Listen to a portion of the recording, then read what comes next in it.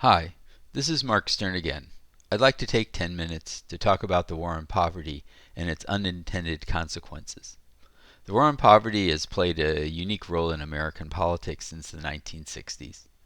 Although it was really a modest program to redirect resources to population groups that had not benefited from the expansion of social welfare since the 1930s, it has been portrayed as a gigantic and wrong-headed program that is responsible for the expansion of dependency, the decline of the nuclear family, and the explosion of the federal budget. The war on poverty really started as a kind of 1950s program. The Eisenhower administration largely rejected using government spending to boost the economy. So when the Democrats won the presidency in 1960, there was pent-up energy to use fiscal stimulus, that is, tax cuts and increasing spending, to increase economic growth. Because tax cuts would only benefit the middle and upper class, policy specialists looked for a way to use increased spending for low-income Americans. They found it in the pockets of poverty in Appalachia and to a lesser extent in the inner city. The second strand of ideas that influenced the war on poverty had a longer history. The idea that the poor had a particular set of cultural traits was originally developed by liberal sociologists and anthropologists who wished to counter racist assumptions that poor people were and African Americans were genetically inferior. Culture provided the possibility that poor people could be reformed and an explanation of their apparently distinctive values and behavior. Gunnar Myrdal, the Swedish social scientist who authored An American Dilemma, integrated cultural and structural analyses of the problems of African Americans in the concept of a vicious cycle that trapped the poor. These ideas were popularized in the 1960s in the work of Michael Harrington that we read, and Oscar Lewis, who articulated a fuller concept of a culture of poverty characterized by such traits as an inability to delay gratification, fatalism, and alienation. The idea that these traits block the ability of poor people to escape poverty. The popularity of the culture of poverty fixed the image in policymakers' minds that the poor were somehow apathetic and alienated, and this image gave birth to community action.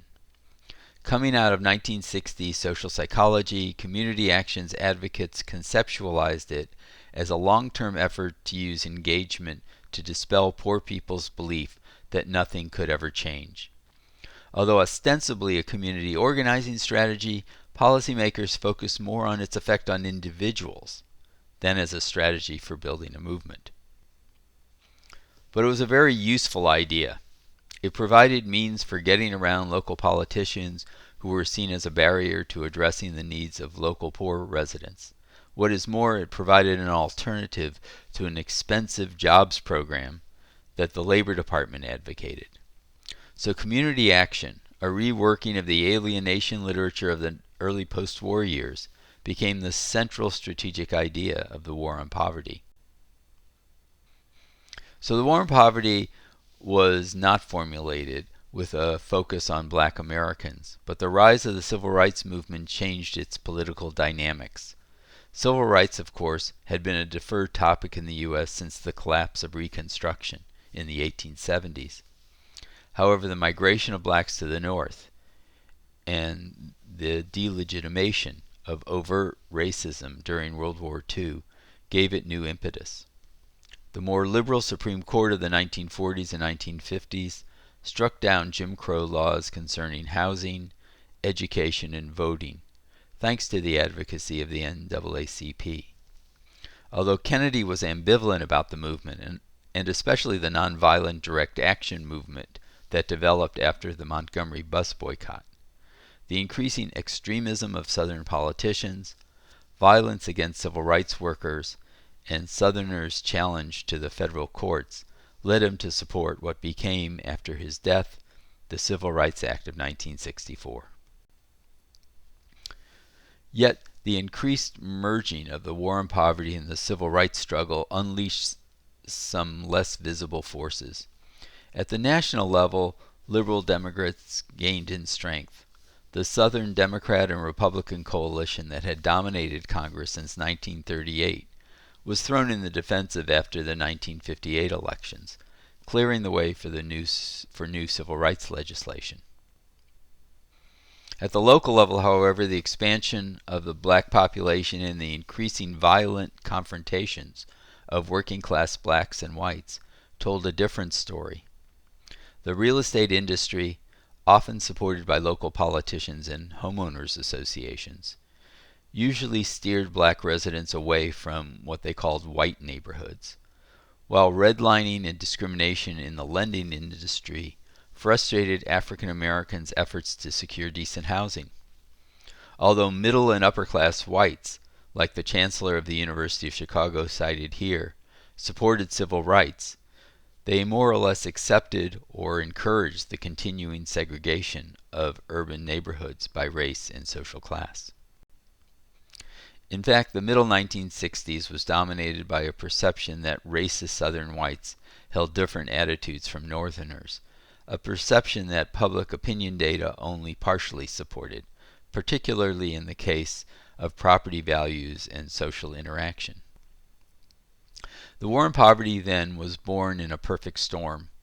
A relatively modest set of programs, job training, work study, volunteering, and Head Start, inflated with oversized rhetoric and coupled particularly through community action to a civil rights movement which itself was facing a revolution of rising expectations. By 1965, the war on poverty was already in trouble.